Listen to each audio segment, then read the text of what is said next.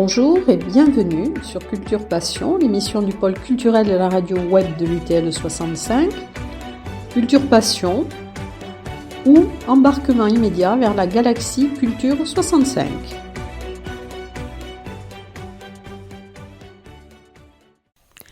Aujourd'hui dans Culture Passion, je vais recevoir deux personnalités incontournables dans le monde du théâtre aux Pyrénéens et d'ailleurs.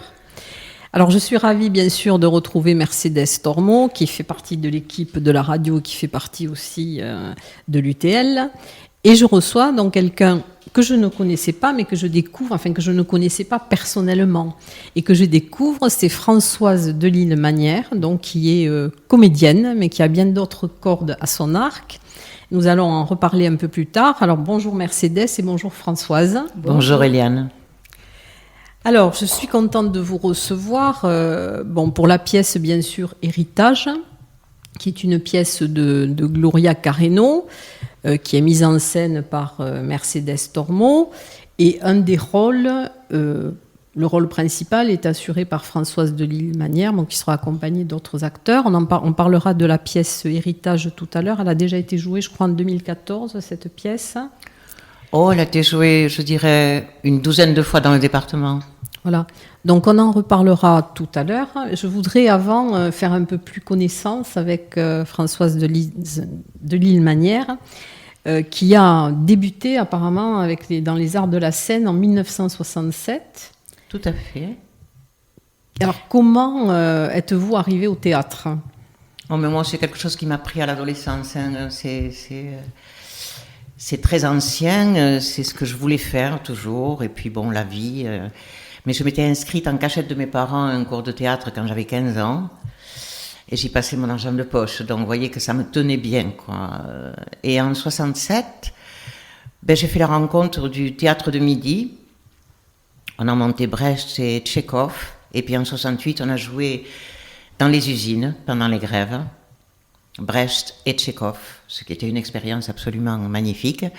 Ensuite, j'ai continué. En parallèle...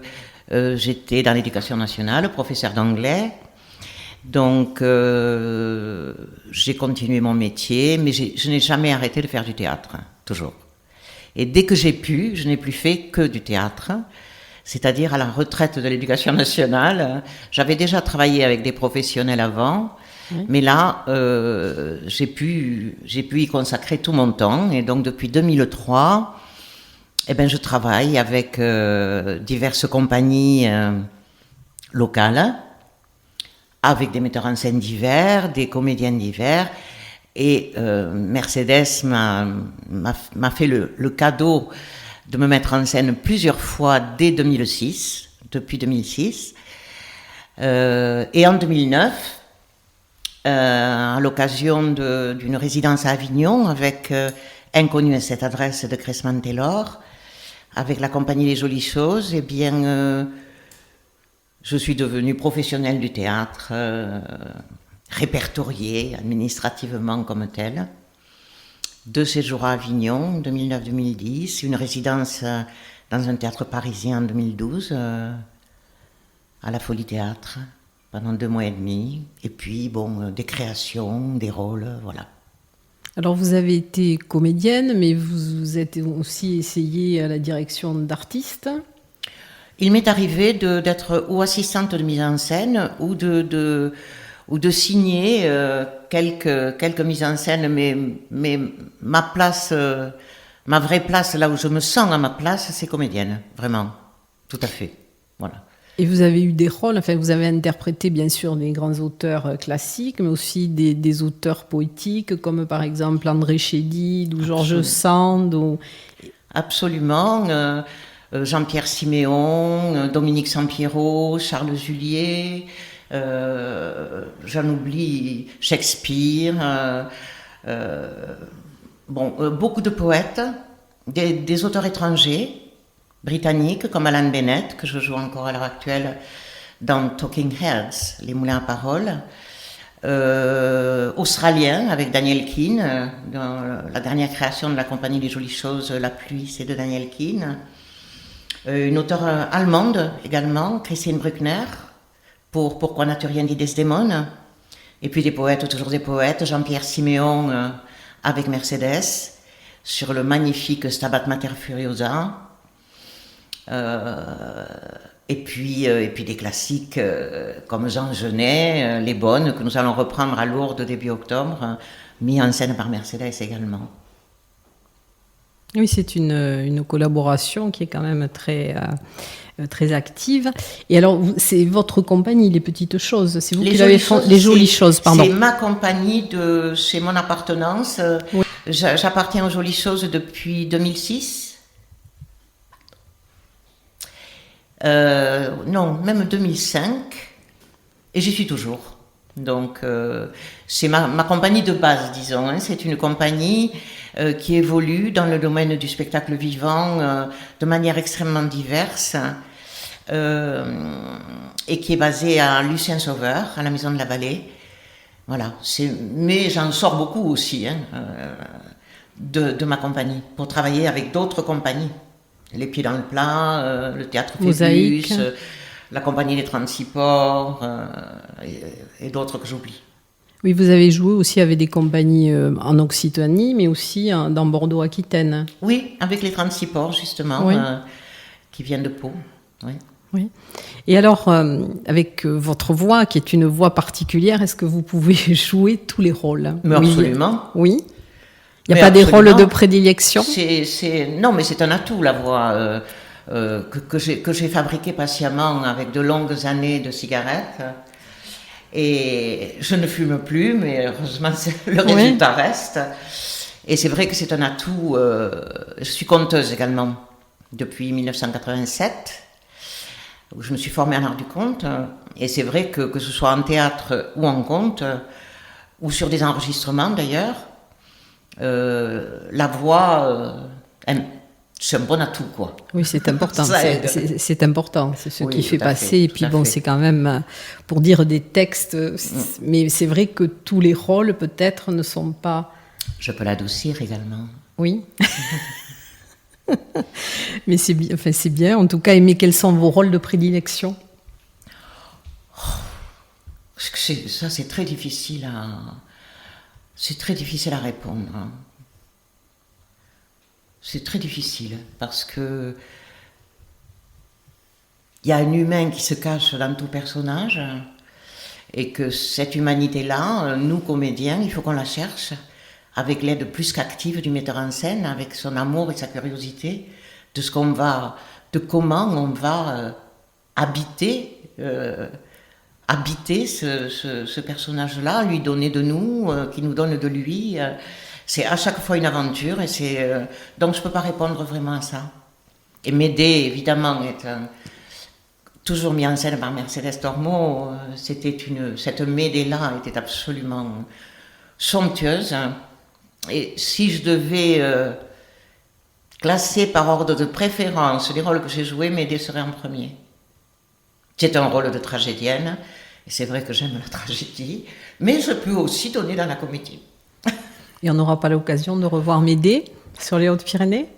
Cette Médée-là, je ne pense pas, non. C'était quelque chose de très complexe, techniquement aussi, et je ne pense pas qu'on le refera. Enfin, voilà. Elle a filé comme une comment dire, comme une météorite, hein. Mais elle a laissé des souvenirs des années après. Magnifique. Des années après, il y a des gens qui en parlent encore. Et il y a combien, tu dis?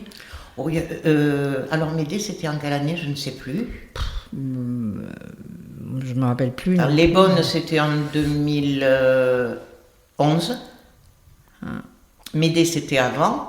Oui, donc oui, peut-être 2009. Aux alentours de 2008, par là. 2008, peut-être. 2009, oui. Ouais. Il y avait de la danse. 2009. 2009. Oui, c'est ça. Mais c'est un spectacle qui reste dans les mémoires de tout le monde, et en particulier des comédiens, bien sûr. Parce que c'était vraiment très beau. Vraiment très, très beau. Mais c'est dommage alors qu'elle ne soit pas rejouée. C'est compliqué parce que c'était une réalisation très ambitieuse, à tout point de vue, et c'est ça aussi qui en a fait la grandeur.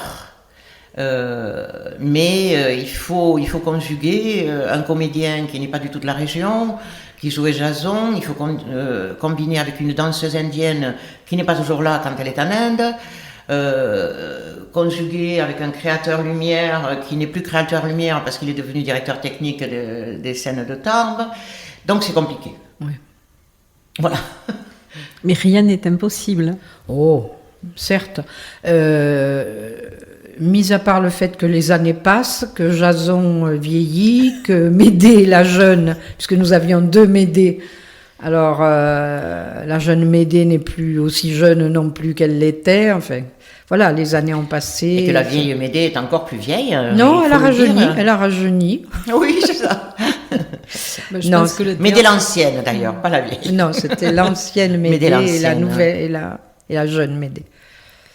Il y avait 2 Médées. Donc l'ancienne Médée revoyait Sa jeunesse. sa jeunesse, son passé, le meurtre des enfants, enfin l'amour, la passion avec Jason, le meurtre des enfants. Donc il y avait un flashback là et la jeune Médée dansait sa vie. C'était très très beau. Bon, ben, vous allez nous laisser sur des regrets. Voilà. Mais il y a des choses belles qui tournent encore. Hein. Oui, bien sûr, bien sûr. Et alors, quels sont vos auteurs de prédilection, ceux que vous préférez jouer, J'aime la belle langue. les beaux textes?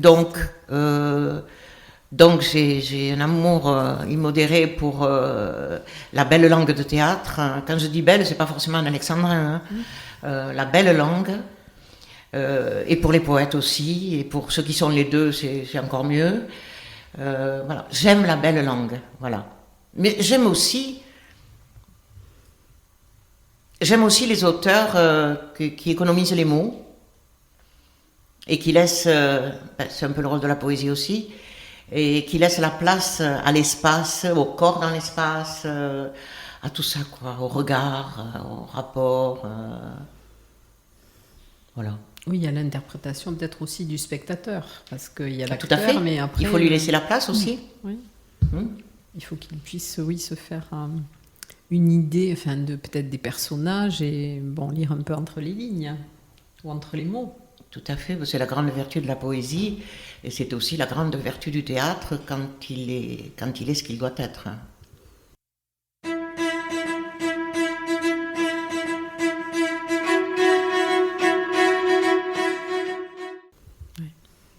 Et alors cette pièce Héritage que vous avez déjà jouée, donc là vous allez la rejouer donc au Théâtre des Nouveautés, donc c'est le 24 septembre à 20h30 je crois.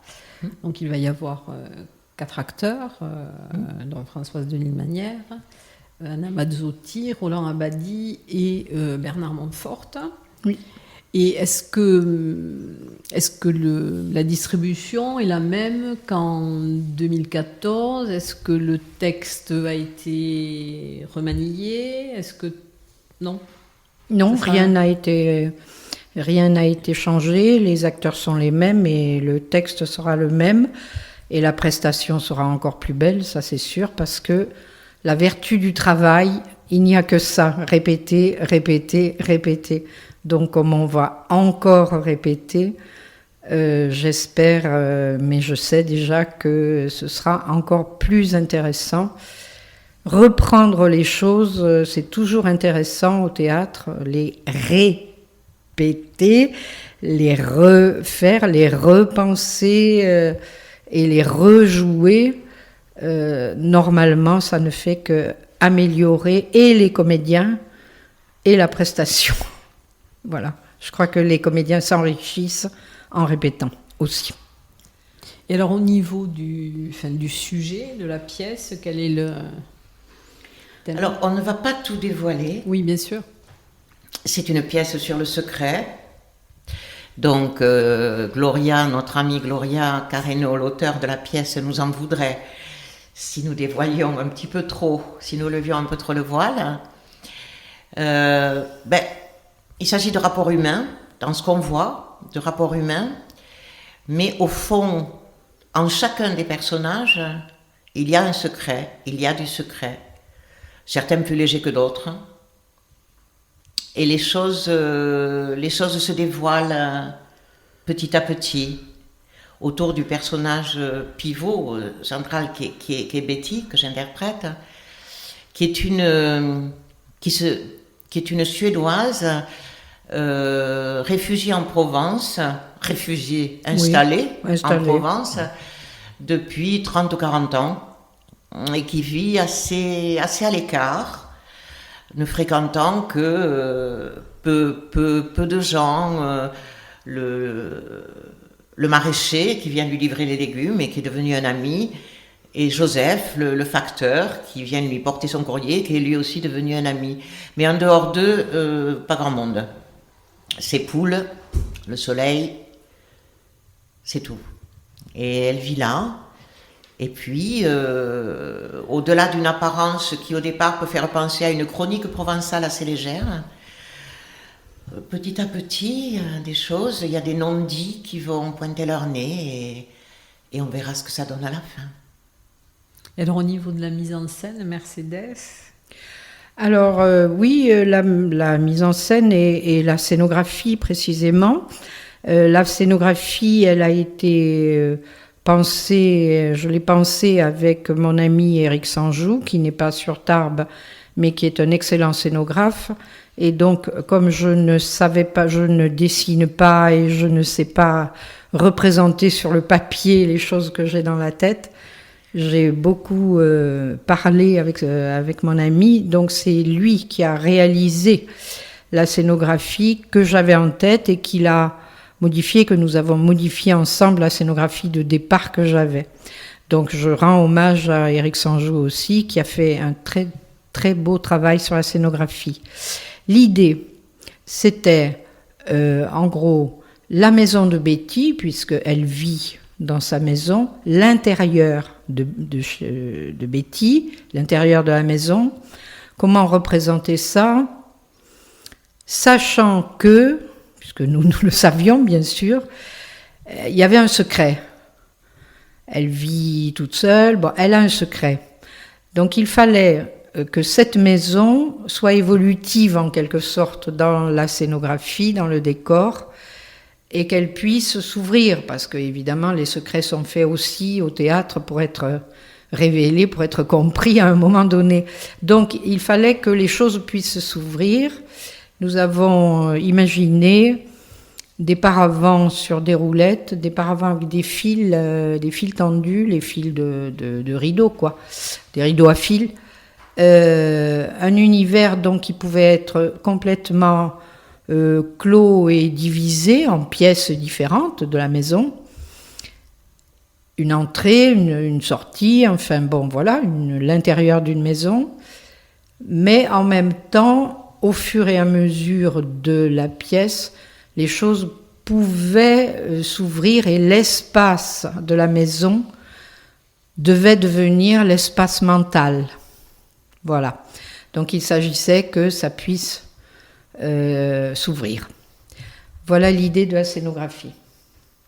Alors, j'ai vu que dans la distribution aussi, enfin, peut-être pas, c'est pas exactement le mot distribution qui convient, mais qu'il y avait également quelqu'un qui faisait du surtitrage. Qu'est-ce que c'est le surtitrage? Alors là, c'est très intéressant à propos de ça, c'est-à-dire que Gloria Carreno, l'auteur, est très attachée à l'accès de tous, sans exception, au théâtre. Donc, quand nous avons créé le spectacle au Paris, il y a eu une séance avec un surtitrage pour les malentendants. Le texte, et donc la personne chargée de taper tout le texte sur des sortes de je dis diapositives, c'est pas ça, mais bon, vous voyez le principe, taper tout le texte, les photographier, les mettre, et ensuite ça défilait. Et quand je dis qu'elle y tient beaucoup, c'est que nous avons ensuite joué à Huesca, dans le cadre de l'échange du jumelage, et à Huesca, nous avions un surtitrage espagnol, pour le public espagnol. Et là, le 24 septembre, c'est aussi, cette représentation est aussi l'occasion de publier et de rendre public un enregistrement de la pièce, c'est-à-dire une version sonore de la pièce, avec des bruitages, etc., que nous avons réalisé au Conservatoire en 2020, et qui va être, avec l'aide du Lions Club, et qui va être offerte à une médiathèque, bibliothèque pour les non-voyants. Voilà. Donc, c'est pour dire que, et le texte a été d'ailleurs publié en espagnol. Gloria Carreno, qui est écossaise et mariée à Luis, qui est un peu d'origine espagnole, Carreño, qui s'appelle McAfee, elle, de son nom de jeune fille. Elle est comme ça très ouverte, elle casse les lignes et les frontières. Elle écrit aussi bien en anglais qu'en français au départ. Ensuite, elle traduit dans une langue ou dans l'autre, puisqu'elle a des pièces qui se sont jouées à Londres, à Édimbourg, à Paris, etc. Et elle tient beaucoup à tout ça. Voilà d'où la présence dans la distribution de la personne qui s'est chargée du surtitrage. Et alors, est-ce qu'il va y avoir, il me semble, Mercedes, que vous m'aviez dit qu'il risquait d'y avoir une visite justement des décors, une explication des décors aux malvoyants? Oui, c'est ce que prévoit Gloria.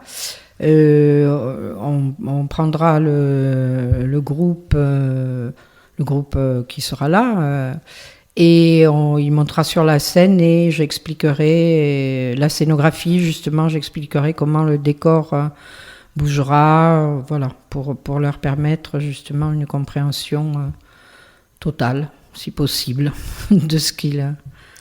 Dans les panneaux dont Mercé parlait tout à l'heure, les panneaux, les portiques qui supportent les fils, il y en a deux sortes. Il y en a qu'on entend, qui sont les portes vers la sortie, où c'est des perles de bois.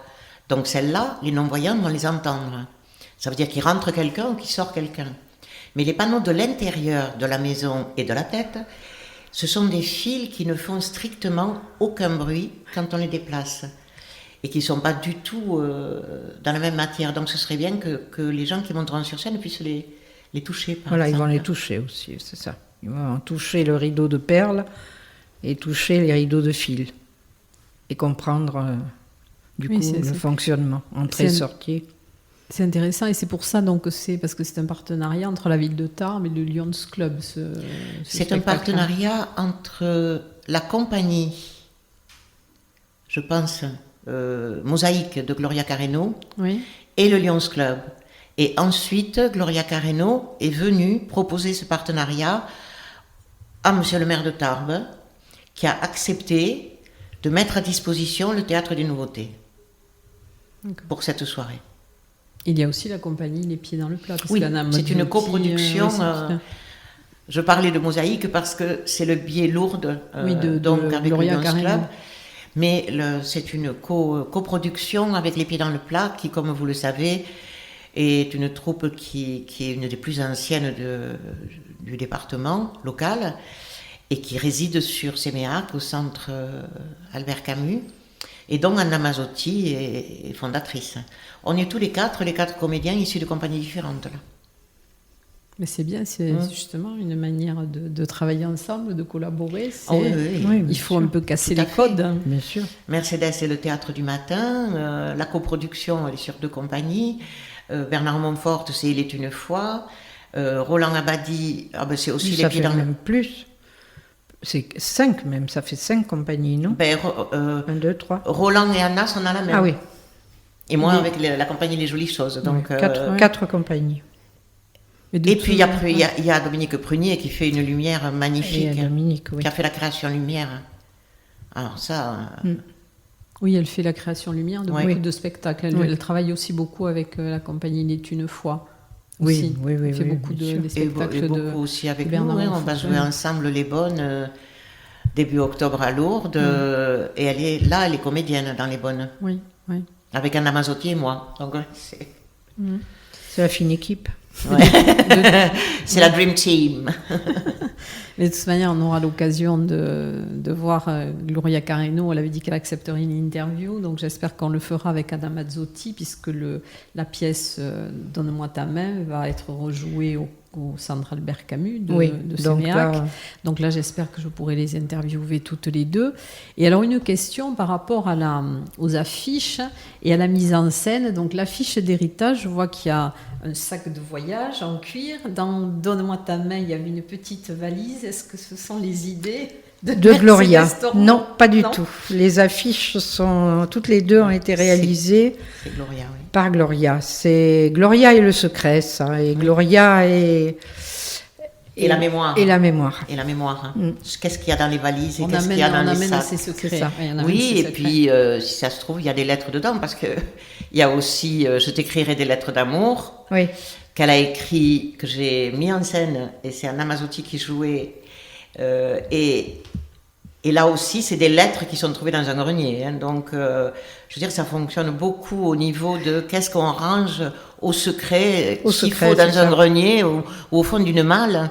Qu'est-ce qu'on y met? Quel papier il reste? Ou Et autre. et photos. du coup, quels morceaux de vie, quels extraits Des photos. Oui, de mémoire, quels morceaux de mémoire et de vie même. Bon, voilà. oui, c'est très intéressant, du coup, évidemment. Travailler sur des textes comme cela, c'est toujours très intéressant parce que ça renvoie le comédien à lui-même, vraiment, à sa propre vie, à sa propre mémoire et à la façon dont il va la restituer, dont il va restituer ça. Donc c'est toujours un travail très intérieur, ça demande vraiment beaucoup d'intériorité et d'humilité aussi. Il faut entrer là-dedans à petits pas. Et j'aime bien ça. Et alors, est-ce que le metteur en scène laisse la place justement à une interprétation plus personnelle? Il faudrait le demander à la comédienne qui est là. Ah, mais si on aime travailler avec Mercé, c'est parce que justement, elle est gourmande et je dirais presque avide de ce que le comédien va lui proposer. Et à faire après le tri et à pousser le comédien dans une direction qu'elle sent sensible et juste, à le retenir un peu s'il est sur une fausse piste. Mais il y a cette envie, cet amour qu'elle a et du théâtre et des comédiens qui est en face de nous là et qui nous amène beaucoup plus loin qu'on ne pensait pouvoir aller, quoi. Franchement. Elle tire le meilleur des acteurs. C'est ça, moi je me vois toujours comme tirant les fils d'un tricot, le tricot de la mémoire, le tricot de la vie, le tricot de ce qui est raconté. Et chaque comédien a des fils comme ça que je peux tirer et pour fabriquer l'œuvre, quoi, dans sa totalité. Et parfois, je vois un fil complètement miraculeux, un fil d'or. Je me dis, oh, vite, ça. Alors parfois, ils le savent. Parfois, je dis, ça, tu le gardes, ça. Et ils se demandent même de quoi je parle. Oui. C'est des toutes petites choses. Parfois, je dis, oh, il faut que tu retrouves ce geste, cette façon de t'asseoir, cette façon de...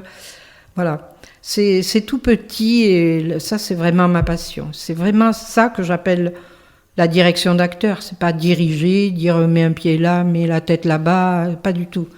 C'est vraiment, on est ensemble, on a un magma, on a un ensemble un peu confus encore, on a le texte, chacun a lu le sien, l'a peut-être pas interprété comme son voisin, tout ça, on a ce que je vais appeler le magma, quoi. C'est un peu mélangé, les personnalités sont différentes, et à un moment donné, chacun est à sa place, l'autre, on sait où il est, les autres, on sait où ils sont, ça c'est l'acteur et ses partenaires, son partenaire, ses partenaires, et là, moi, je suis au paradis, parce que là, je commence à tirer les fils, je me dis, ah, il faut que je vois tout. Alors, je vais parler un peu vulgairement, mais il paraît que j'ai un putain d'œil.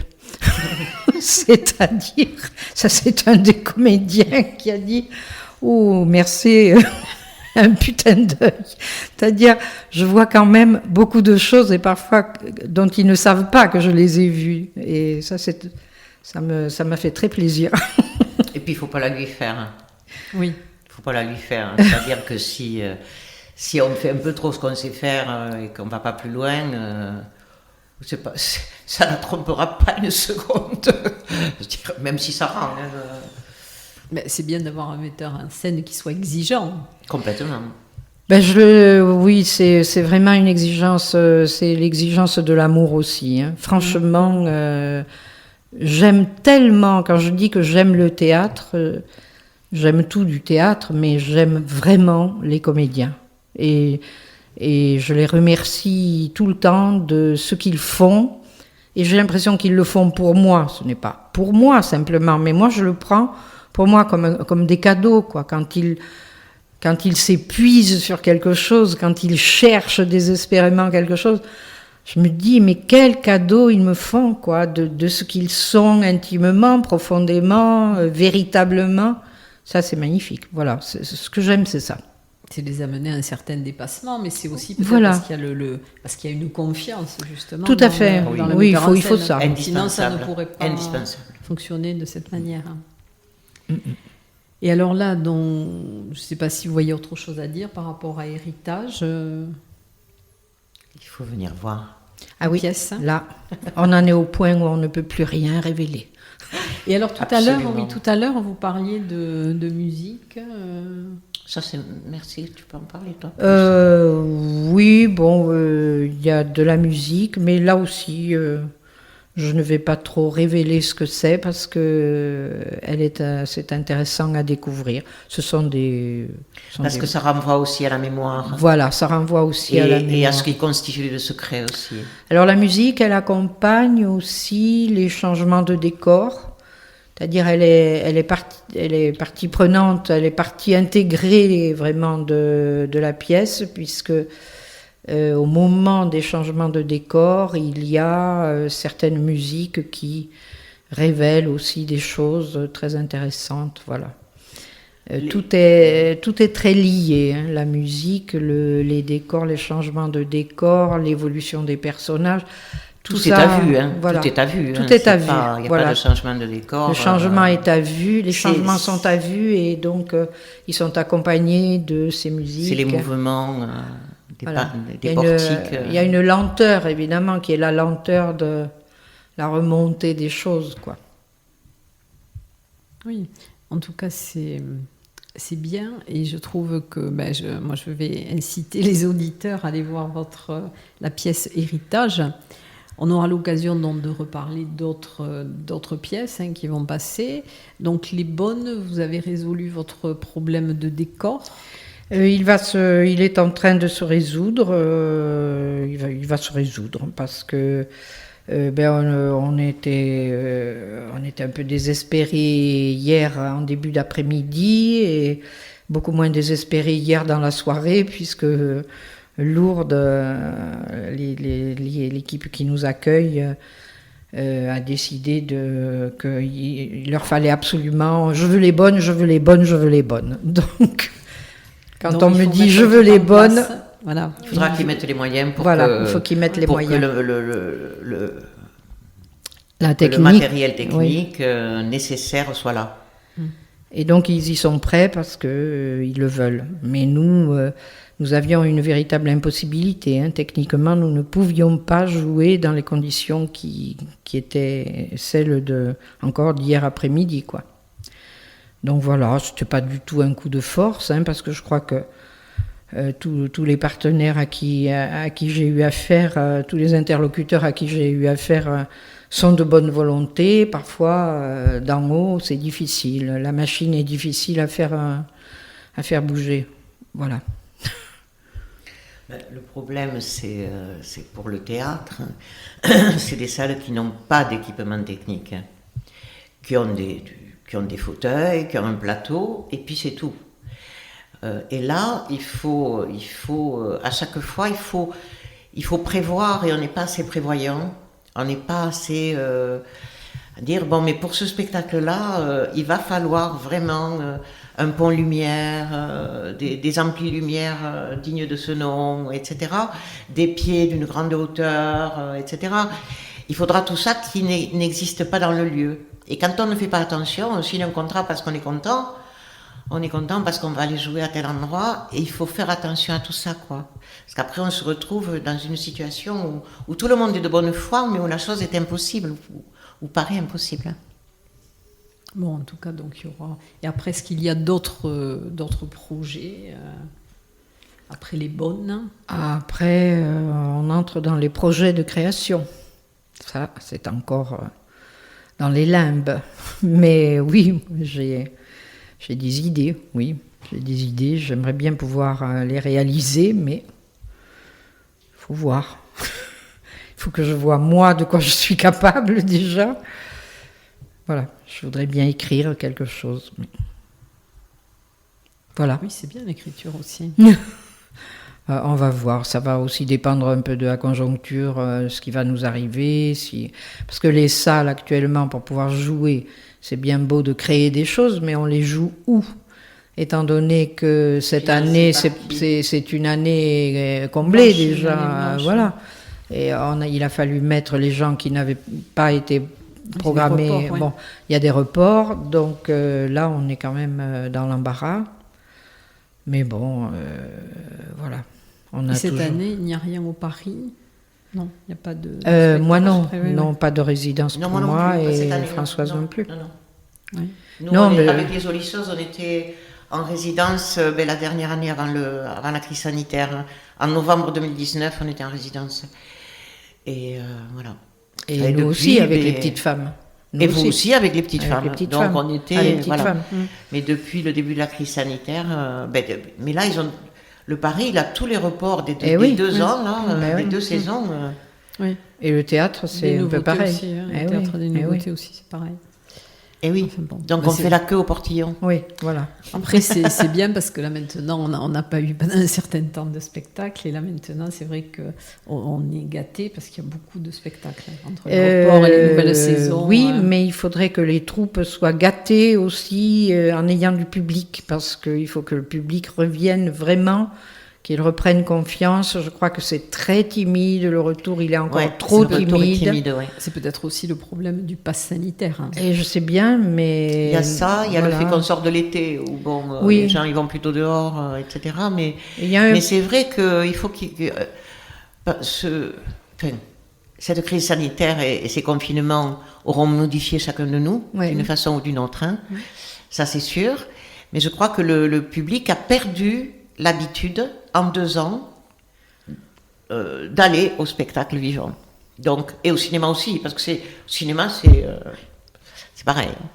Enfin, c'est même pire, je crois. Mais il y a aussi le pass sanitaire, je pense que... Et il y a aussi le pass sanitaire. Peut-être pas autant qu'on le dit, puisque peut-être les restaurants continuent à fonctionner quand même bien. Moi, je crois que, oui, bien sûr, il y a un peu le pass sanitaire, mais il y a surtout le fait que les gens sont restés chez eux et que finalement, ils y ont trouvé un certain confort. Il y a la télé, on peut faire son jardin, c'est-à-dire une espèce de cocooning là, qui fait que finalement, on va pas sortir ce soir, on va pas aller. Voilà, il y a des habitudes qui ont été prises. Il faut revenir au théâtre, sinon, cher public, vous allez vous enquister, ça va être très mauvais. Et les compagnies vont péricliter par manque de scène et par manque de public. Oui. Bon, on va essayer de rester sur une note plus optimiste, de terminer sur une note plus optimiste. Alors donc, chers auditeurs, rendez-vous donc vendredi 24 septembre à 20h30 au Théâtre des Nouveautés pour voir la pièce Héritage, écrite par Gloria Carreno, mise en scène par Mercedes Tormo, avec Françoise Delisle-Manière, Roland Abadie, Anna Mazzotti, Bernard Montfort.